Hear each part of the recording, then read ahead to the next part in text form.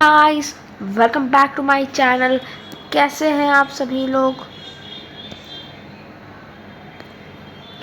Hope that you are fine. ठीक है, कैसे हो सभी लोग? कैसे हो? होप करता हूँ कि सब बढ़िया होंगे, मज़े में होंगे, पढ़ाई कर रहे होंगे। ठीक है, अब अपना फेस बता दो। अभी आपका फेस कैसा है? ऐसा, ऐसा या ऐसा? ये है एवरेज। एवरेज। इस चैप्टर को पढ़ने के बाद आपका फेस कैसा था ये बताना। ये है हैप्पी, सॉरी, पढ़ने के पहले कैसा था ये बताना। ये है सैड। अभी आपका हो सकता है ये इन दोनों में से कोई हो, लेकिन इस वीडियो के ख़त्म होते होते आपका हैप्पीनेस लेवल इस पे पहुंच जाएगा। आपका हैप्पीनेस लेवल इस बलून पे पहुंच जाएगा। ये एक बलून है, ठीक है, ये बलून है, इस बलून पे पहुंच जाएगा। उड़ता हुआ बलून। ये भी एक बलून बना देते हैं, ये भी एक बलून बना देते हैं। इस बलून पे आपका पहुंच जाएगा। फिर से बना देता हूँ मैं।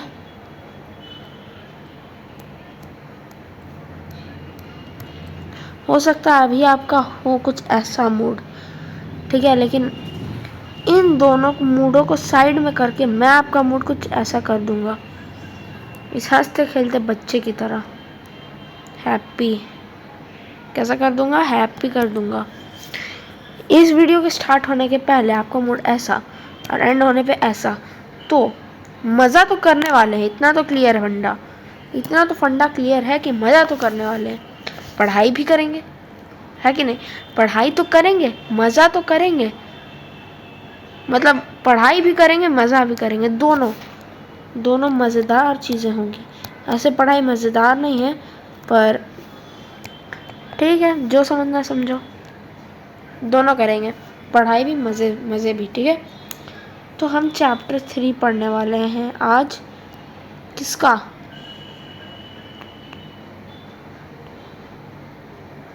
चैप्टर 3 पढ़ने वाले हैं हीट। अब जो क्लास 7th के बच्चे हैं वो तो समझ ही गए होंगे। ठीक है, अगर आप क्लास 7 से पास हो चुके हो और क्लास 7 के पहले हो, तो अगर आपको नहीं याद है मैं बता दूं, क्लास 7 का चैप्टर 1 है nutrition in plants, nutrition in animals. तो ये चैप्टर्स मैं कवर करवा दूंगा। पहले हम फिज़िक्स से स्टार्ट कर रहे हैं। ये हमारे क्लास का चैप्टर 3 है और फिज़िक्स का चैप्टर 1 है। ठीक है, NCERT कवर करेंगे। ठीक है, फुल NCERT पढ़ेंगे। देखो, मेरे पास NCERT बुक है, मैं रीड करूँगा। जहाँ भी डाउट आए मैसेज कर देना, मतलब कमेंट कर देना। इन चैप्टर 3 यही तो है चैप्टर 3। You learn that. अच्छा, ये रिलेटेड चैप्टर की बात कर रहा है। एक चैप्टर था फाइबर टू फैब्रिक।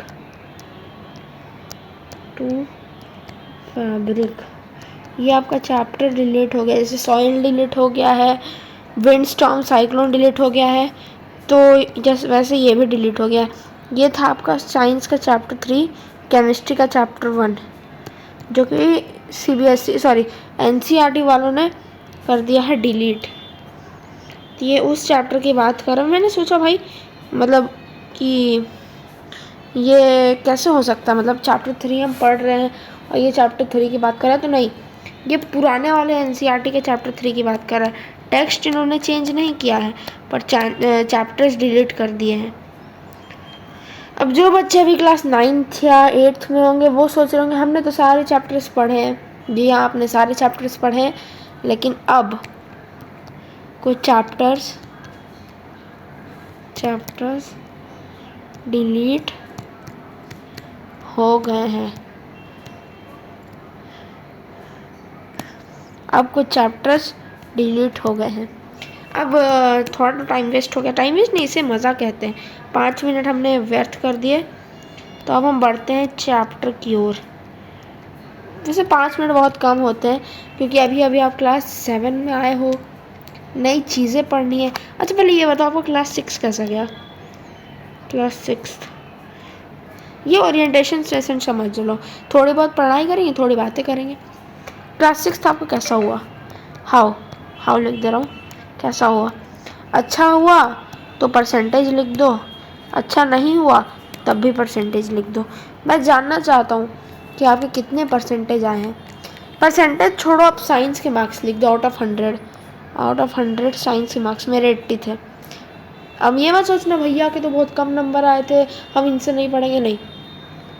हमारे स्कूल में एग्ज़ाम्स 80 के होते हैं, उसमें मेरे 7 में 80 आए हैं, 80 ऑन 80। तो ये अच्छी बात है। 100 में 100 ये समझ लो। 80 मैंने आपको थोड़ा कंफ्यूज करने के लिए बोला, 100 ऑन 100 आए थे। फिलहाल मैं क्लास 8 में हूँ, ठीक है। क्लास 7 में मेरे 100 ऑन 100 आए हैं साइंस में। हल्के में मत लेना, हल्के में मत लेना, ठीक है। पढ़ाऊँगा तगड़े तरीके से, समझ रहे हो ना, पढ़ाऊँगा तगड़े तरीके से। चलिए अब हीट स्टार्ट करते हैं।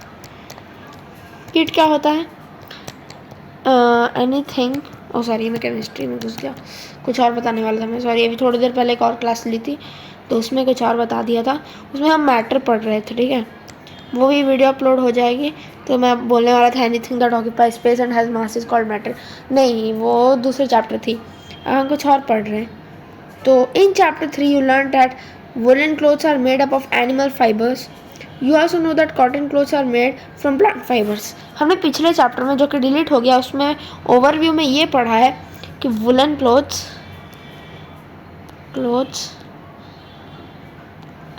एनिमल फाइबर्स से बने हैं, एनिमल फाइबर्स से बने होते हैं, कॉटन प्लांट फाइबर से। अब ये चैप्टर का पार्ट नहीं है पर कुछ आगे में आएगा इससे रिलेटेड कि हमें किस टाइप के क्लोथ वियर करने चाहिए। हाँ ये क्लास अगर आपके स्कूल में अगर ऑलरेडी पढ़ाई हो गई होगी तो आपको पता होगा। अब हम समझते हैं हीट क्या होता है। यहाँ का डेफिनेशन लिखी है क्या? नहीं, अगर एनसीईआरटी में कोई डेफिनेशन लिखी होगी तो वो परफेक्ट होगी तो मैं वही बता दूंगा। मैं काहे अलग से बताऊंगा, काहे अलग से बताएंगे बे। अबे यार ये फ़ोन टुन टुन कर रहा है, छोड़ो। कहाँ लिखा है क्या, लिखा है क्या? शायद नहीं है, देखना दो, 1 सेकंड। नहीं है, मैं ही बता देता हूँ, कोई बात नहीं, सह लेंगे थोड़ा सा। हीट इज ये क्या हुआ यार, a form of energy which gives us sensation of hotness और coldness।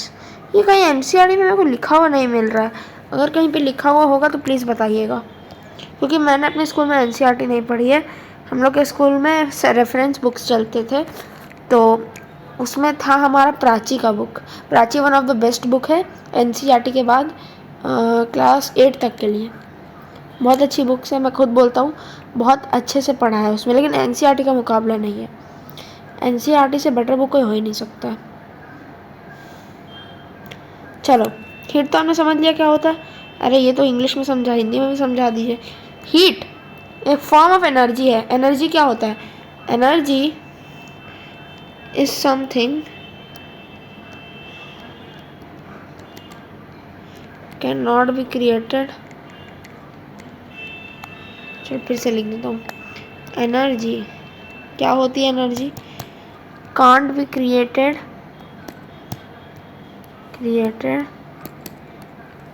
Nor be destroyed. मतलब एनर्जी एक ऐसी चीज़ है जिसे हम क्रिएट भी नहीं कर सकते, डिस्ट्रॉय भी नहीं कर सकते, ठीक है।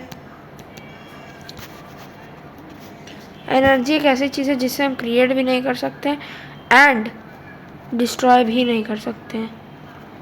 समझ गए? अंडरस्टूड? Everybody understood? बहुत बढ़िया। हम पढ़ रहे थे हीट की डेफिनेशन। हीट फिर से लिख देता हूँ। हीट इस बार अच्छी हैंडराइटिंग में लिखूंगा। इज अ अबे यार, ये उंगली लग जाती है ना। फॉर्म ऑफ एनर्जी, एनर्जी समझ आ गया क्या होता है? That gives us a sensation of hotness और coldness। Heat is a form of energy, एक ऐसी एनर्जी का फॉर्म है, ये एनर्जी नहीं है। हीट एनर्जी नहीं है, एनर्जी का एक फॉर्म है। एनर्जी का एक फॉर्म है। फॉर्म का क्या मतलब होता है? हिंदी मतलब क्या होता है इसका? हिंदी मतलब क्या होता है इसको? यार तू बंद हो जा यार। हाँ, heat is a form of energy का मतलब है कि हीट एनर्जी के रूप में उसका अस्तित्व है। मतलब हीट एनर्जी नहीं है लेकिन एनर्जी के रूप में उसका अस्तित्व है। Heat is a form of energy that gives us sensation का क्या मतलब होता है? फील, फील लिख देता हूँ ऊपर। सेंसेशन का मतलब होता है feel of hotness and coldness. Hotness and coldness. Heat is a form of energy जो हमें हीट, हीट जैसा नाम में आ रहा, hot, heat hot, heat hot, तो यहाँ हॉटनेस के बारे में तो बताता ही है, साथ ही साथ कोल्डनेस के बारे में भी बताता है। अब जैसे देखो, किसी का कोई चीज़ गर्म है तो उसका हीट हाई होगा। हीट मतलब यहाँ पर मैं टेम्परेचर बोलना चाहता हूँ, ठीक है, टेम्परेचर बोलना चाहता हूँ, पर अभी टेम्परेचर हमने पढ़ा नहीं है तो अभी उस वर्ड का यूज़ नहीं करूँगा। आगे पढ़ेंगे, टेम्परेचर भी पढ़ेंगे क्या होता है, ज़रूर पढ़ेंगे। कोई भी टॉपिक स्किप नहीं होने वाला है, ये मेरी क्लास में आप गारंटी ले लो, कोई टॉपिक स्किप नहीं होने वाला है, ठीक है। और एक और बात जो कि मैं आपसे कहना चाहूँगा,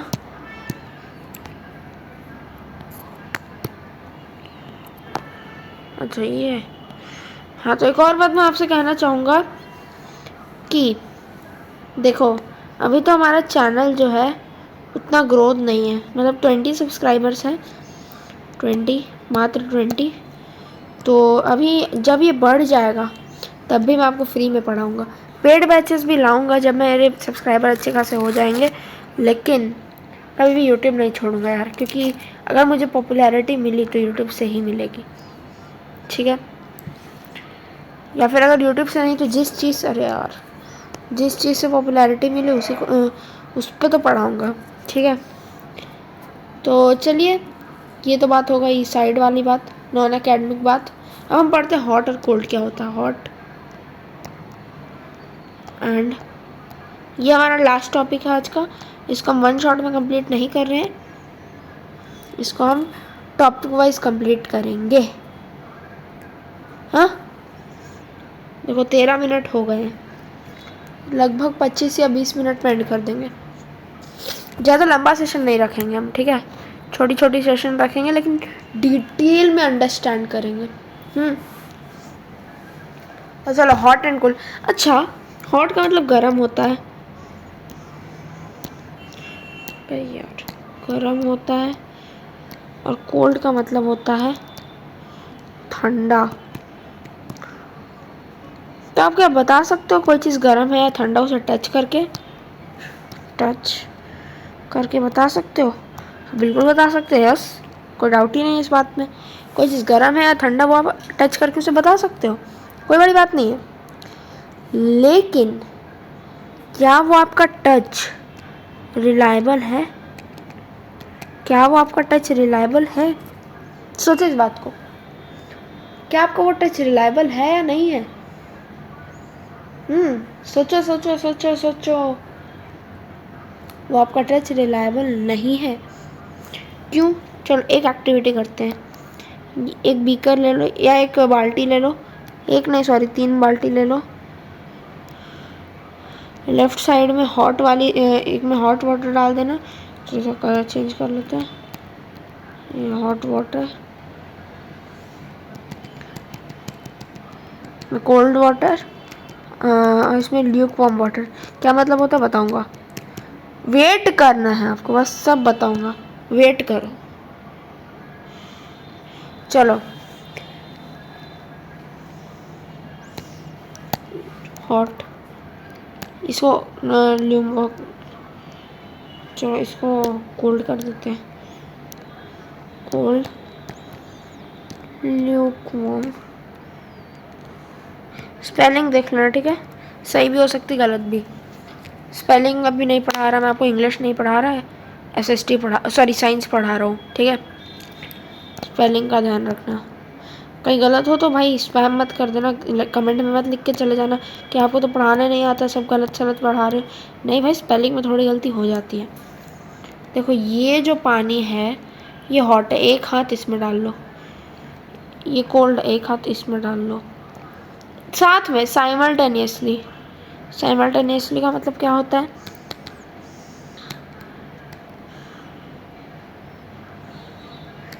मतलब साथ में। वह यार ये टू टू टू टू क्यों कर रहा है, कितने मैसेज आ गए भाई, देखने दो क्या मैसेज है भाई। अच्छा जी, ओके, ये तो मेरी फ़ोटो है। एक्चुअली थोड़े दिन पहले मेरा स्पीच हुआ था स्कूल में, उसी का फ़ोटो आया है। अब फ़ोटो थोड़ी दिखाऊंगा, है कि नहीं, फ़ोटो थोड़ी दिखाऊंगा। चलो ये है आपका ठंडा पानी, दोनों में एक साथ हाथ डालोगे और फिर दोनों हाथ इसमें डालोगे, निकाल के दोनों हाथ इसमें डालोगे, ये दो हाथ है। तो जो हाथ आपने गर्म पानी में डाला था वो आपको ठंडा लगेगा। इसका मतलब क्या है, सुसुम पानी, निवाया पानी समझ लो, निवाया, ना ज़्यादा ठंडा ना ज़्यादा गर्म, बीच बीच का। तो ये इससे तो ठंडा होगा और इससे गर्म होगा, है कि नहीं। तो इसमें अगर आप गर्म पानी वाला हाथ डालोगे तो इसे ठंडा लगेगा, क्यों, क्योंकि ये उससे ठंडा है। और इसमें ठंडा पानी वाला हाथ डालोगे तो वो गर्म लगेगा, क्योंकि वो इससे गर्म है। तो आप बोल सकते हो कि आपका टच रिलायबल है। नो, टच से हम बता सकते हैं कोई चीज़ की ठंडा है या गर्म, बट नॉट रिलायबल, ठीक है, बट नॉट रिलायबल।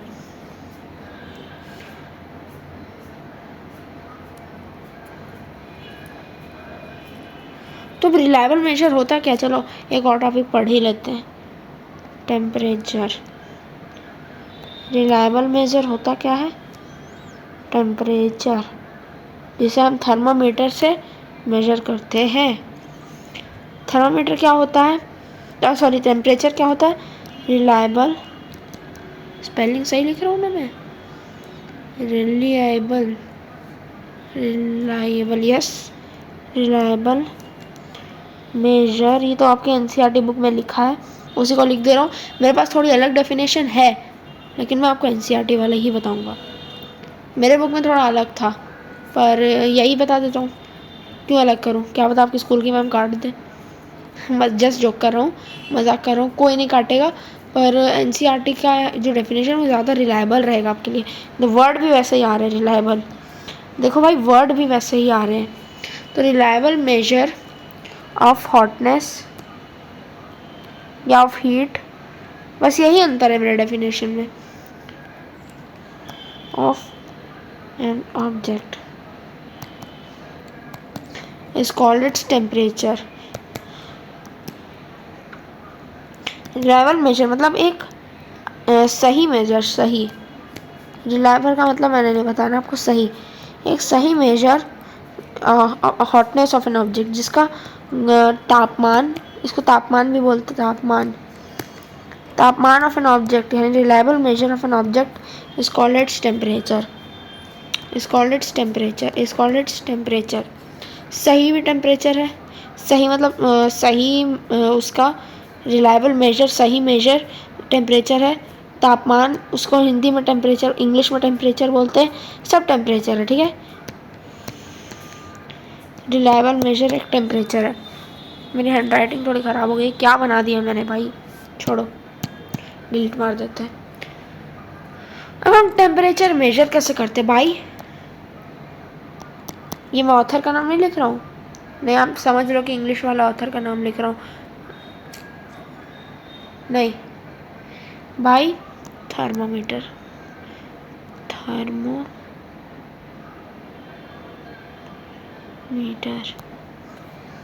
थर्मामीटर क्या है? An instrument used to measure temperature.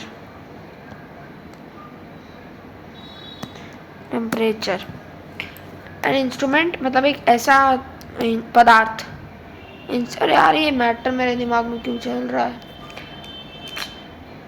Matter को पदार्थ बोलते हैं, ठीक है। वो थोड़ी देर पहले केमिस्ट्री की क्लास ले रहा था तो दिमाग में केमिस्ट्री घूम रहा है। चलो, इंस्ट्रूमेंट ये भी एक पदार्थ है, मैटर है। इंस्ट्रूमेंट एक ऐसी चीज़ जिससे जो यूज़ होती है टेम्परेचर को मेजर करने के लिए, टेम्परेचर मापने के लिए, टेम्परेचर नापने के लिए या मापने के लिए, एक ही बात है। इसको बोलते हैं थर्मामीटर। थर्मामीटर, ठीक है। देखो ऐसा क्या होता है थर्मामीटर के अंदर, एक बेसिक आपको बता दे रहा हूँ। पहली बार जब मैं ये चैप्टर पढ़ रहा था ना क्लास 7 में, मेरे को ये चैप्टर समझ में नहीं आ रहा था, पर अब तो इतना क्लियर हो गया ना। मैंने इस चैप्टर को 3-4 बार पढ़ा है, मतलब थोड़ा हार्ड चैप्टर ये है क्योंकि आपका फिज़िक्स यहीं से शुरू होता है। मोशन, हीट, इलेक्ट्रिसिटी, लाइट, ये सारी जो चीज़ें हैं ना, ह्यूमन आई, ठीक है, ये सारी जो चीज़ें हैं ना बेसिक्स ऑफ फिज़िक्स हैं। इनको अगर आप नहीं जानोगे तो भाई आप कुछ नहीं कर सकते, ठीक है। These are the form of energies. अरे मैं ज़्यादा बता रहा हूँ, अब छोड़ो, जो पढ़ना है वो पढ़ो। ये मान लो 2 तरह के थर्मामीटर होते हैं। सॉरी मारो, मेरा टी लिखने का स्टाइल बहुत मस्त है ना। Are of 2 types. सोचो क्या होता है। एक लैबोरेटरी होता है, दूसरा मैं नहीं बताऊंगा। लैबोरेटरी शायद आपको नहीं पता होगा, लेकिन जो दूसरा है वो तो आपको ज़रूर पता होगा। जब आपको बुखार होता है तो आप किससे नापते हो? थर्मामीटर से। कौन से थर्मामीटर से? जी हाँ, क्लिनिकल। लैबोरेटरी से नहीं नापते हो, क्लिनिकल बॉडी टेम्परेचर। और ये ऑब्जेक्ट या फ्लूइड टेम्परेचर। इसकी रेंज क्या होती है? अरे यार याद नहीं आ रहा, शायद 37 to 42 डिग्री सेल्सियस। हाँ यही था, 37 to 42। देख लेंगे आगे, वैसे मेरे हिसाब से सही है। और ये था -10 to -100, sorry -10 to 110 degree Celsius. ये ज़्यादा क्यों है? क्योंकि ऑब्जेक्ट का टेम्परेचर ज़्यादा हो सकता है, लेकिन बॉडी का जो टेम्परेचर है वो 37 से कम और 42 से ज़्यादा नहीं होता, है। क्लास थोड़ी लंबी हो गई, मैंने सोचा था 20 मिनट में एंड कर दूंगा। चलो थोड़ी और खींच लेते हैं। 35 to 42, सॉरी 35 to 42 होगा, दिख गया मेरे को बुक में। मैं थोड़ा कंफ्यूज हो गया था, 37 मेरे को याद आ रहा था, 35 तो मैं भूल गया था, ठीक है। 35 to 42, तो ब्रैकेट में सेल्सियस डाल देते हैं।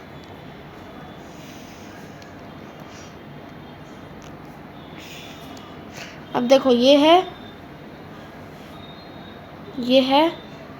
ट्यूब। ये थर्मामीटर बना रहा हूँ मैं, चलो फिर से साफ तरीके से बनाते हैं।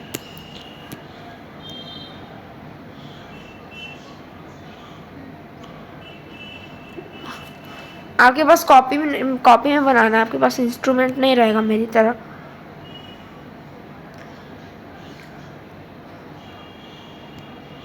ये है एक कैपिलरी ट्यूब, ठीक है, कैपिलरी ट्यूब। यहाँ पे है किंग, इसके अंदर मर्क्यूरी होता है, दोनों के अंदर मर्क्यूरी होता है। Mercury is the only metal present in liquid form.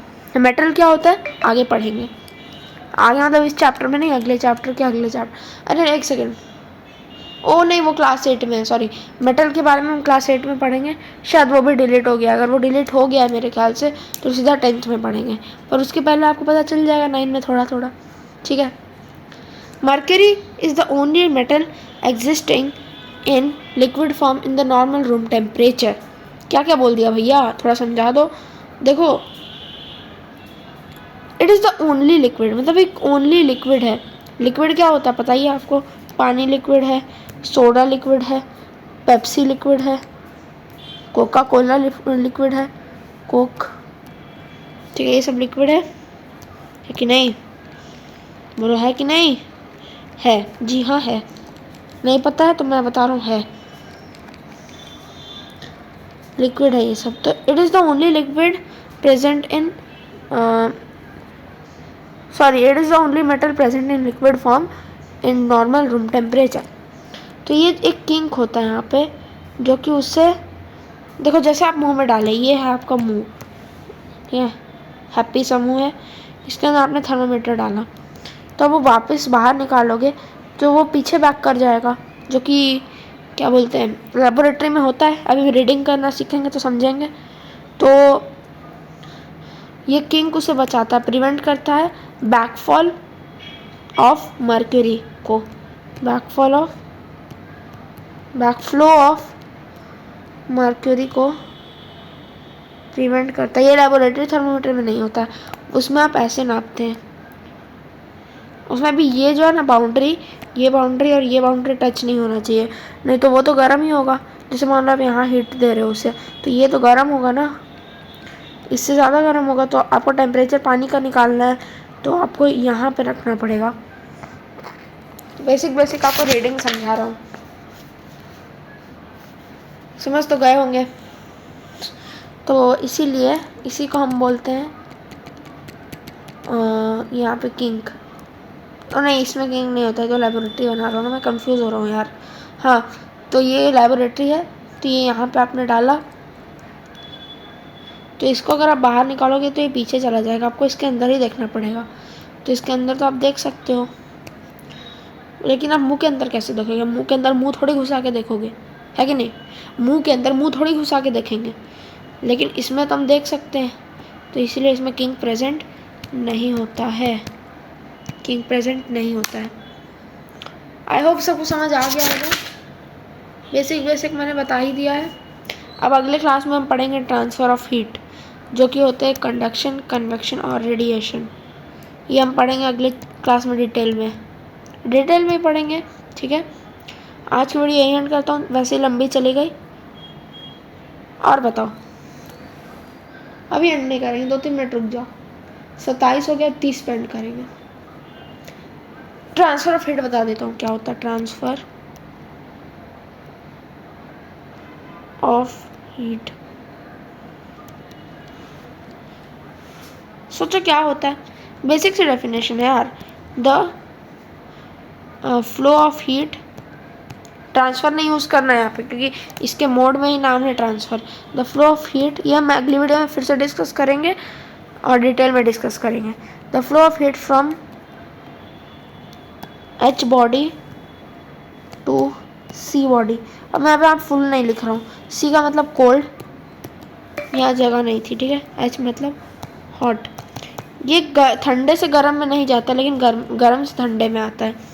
Flow गर्म से ठंडे में होता है, ठीक है, ठंडे से गर्म में नहीं होता है।